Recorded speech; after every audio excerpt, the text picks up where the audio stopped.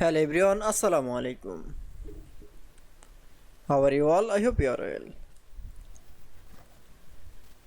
Welcome back to my channel in this new video. Today's video, how to delete column in Google Sheets. So let's started. At first, open your Google Sheets file.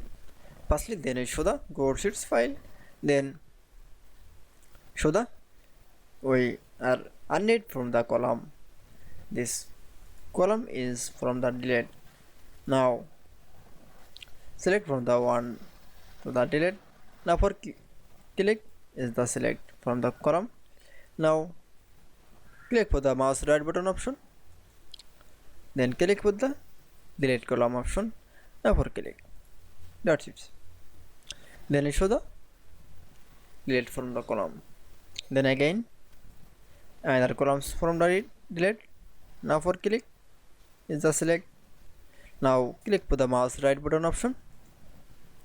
Then show the now click for the delete column option. Now for click. That's it. Then I show the delete column in Google Sheets. I hope you enjoyed the video. Please like, comment, share and subscribe my channel. Thanks for watching my